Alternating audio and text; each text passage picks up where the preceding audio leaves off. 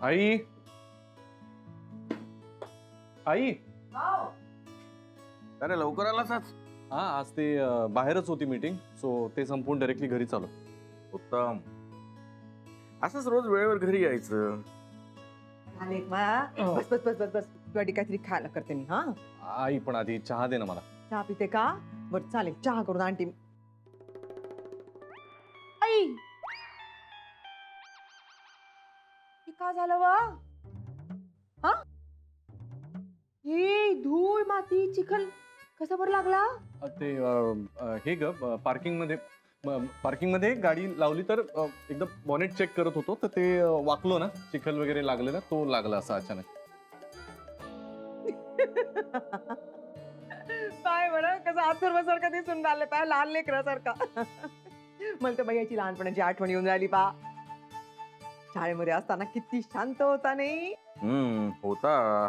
हो ना, कोणी यायचं आणि टपली मारून जायचं मालिकाल. कधी कोणाला काही उलट बोलला नाही की उलट हातही मारला नाही. एकदा नाही का हो, ते 2 द्वाड पोरं याची मित्र ती नाही का चिखलात फेकून दिला होता, त्याला असाच पडला होता चिखलामध्ये आणि माकला होता.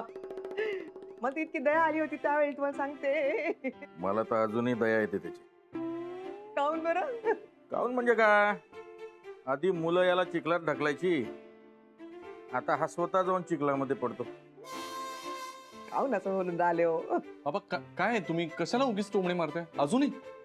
आता झालं ना, संपलं ना विषय, तुम्ही उगीच आपलं. आई तू देणार आहेस का खायला मला? हो करते करते करते. थालीपीठ खाते का तू गरम गरम? काही कर.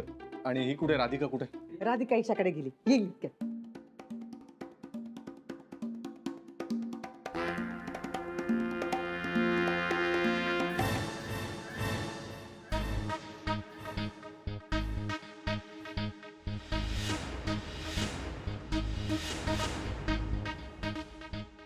चला.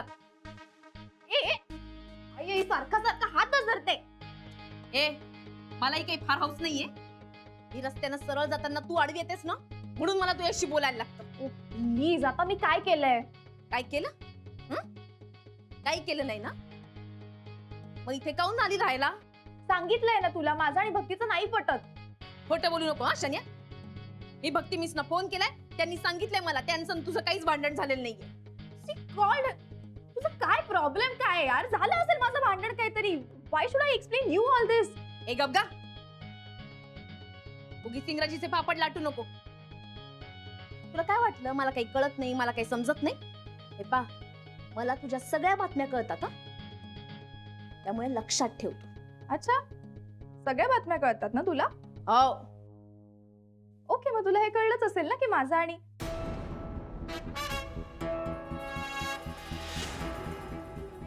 काय? हा काय तुझं काय? हा तुझं काय? गुरुनाथचा आणि माझा काहीच संबंध नाही. हा एनिवे सोड ना, तू प्लीज जा ना, का मध्ये मध्ये येते कॅट सारखी. मी कॅट गेट नाही, हा वाघीण आहे, वाघीण. नाही बा, तू आत्ता सांगितलंस ना यांचा आणि तुझा काही संबंध नाही. आता लक्षात ठेव, यांच्या आसपास जरी दिसशील ना तर गाठ मायाशी आहे. तुला खलबत्त्यात टाकून कुटायला मला फार वेळ लागणार नाही.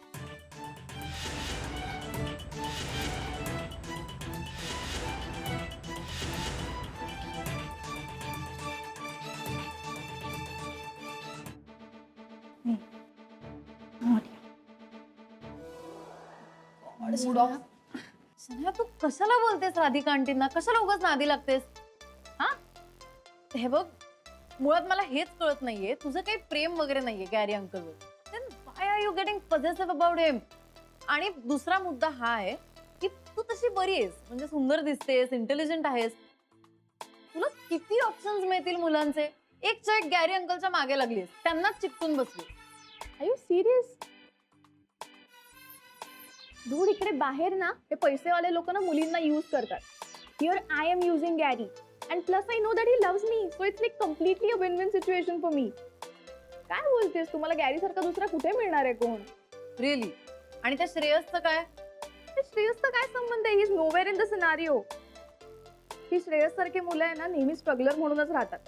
I don't want be with one. सोड ना. तसंही गॅरी वेल सेटल्ड आहे. ही इज माय ATM यार. आणि इतकं काय टेन्शन घेते यार. ही नुसती बडबड करते, काही नाही होणार. हा असं काही नाही हा. You to be very careful Shanaya. ती खरंच तुला मसाल्यांसारखं कुटून राहील. यू नॉट राहील, कुटेल. सोड ना. सोड काय सोड.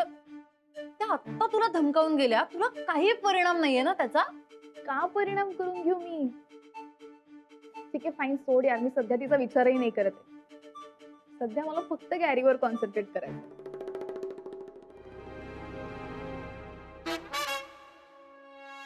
हे उचल, झालं सगळं आता. हा आले. अजून आहे का काही तुटलं फाटलं? नाही तुटलं की सांगते. सांग. आई देवा. अरे आई काय आहे? अरे पण तू का असा अस्वस्थपणे येताना मारतो? बाबा हिला ईशाकडे जायची काय गरज होती? असं कामाशिवाय गेली असेल का ती? कामाशिवाय पण असं असं काय काम होतं? अरे येईल ना, पण बस इथे. ते बघ. राधिका तू काय काय गरज होती ईशाकडे जायची? हा मला शनीशी बोलायचं होतं. काय बोलायचं होतं? आता ती ईशाकडे राहायला आलीये तर आपण कशाला पडायचं त्याच्यात? आपला काय संबंध आहे? आधी संबंध होताच ना. अगं राधिका होता पण हे बाप, मला इतकंच सांगायचंय, शनी अत्यंत निर्लज्ज पोरगी आहे. ती पैशासाठी काही करू शकते, म्हणून मला तिला समज द्यायची होती. अगदी बरोबर आहे. मी आज सकाळी वर्तमानपत्रामध्ये बातमी वाचली. एका मुलानं आपल्या मैत्रिणीला पैसे दिले नाही म्हणून तिनं त्याच्यावर विनयभंगाचा आरोप लावला आणि तो आता तुरुंगात खडी फोडत आहे. सुनबाई, तू योग्य केलंस. ते म्हणतात ना, precaution is better than cure. बाबा काहीतरीच काय बोलताय तुम्ही? अरे काहीतरीच नाही, योग्य करते ती. तुझ्यावर तुरुंगात जाऊन खडी फोडायची वेळ यायला नको म्हणून. बाबा, काऊन बरा असा अभद्र बोलून राहिला सायंकाळच्या वेळेस? आता राधिकानं जाऊन समज दिली ना बरं राधिका, तू तिला समज. झालं तर मग संपला ना विषय. आई विषय आत्तापुरता संपलाय, पण यापुढे जर तिने काही शाणपणा केला ना तर सोडणार नाही तिला. नाही, तिला असं वाटत असेल का ती खूपच शहाणी आहे, पण नाही. इथं राहायला येऊन तिने स्वतःच्याच पायावरती धोंडा पाडून घेतलाय. आता पा तशी पळता भुईत थोडी करते तिची ते. अजूनही जरा अजून थांबना, अजून काही वेळ तू नकोस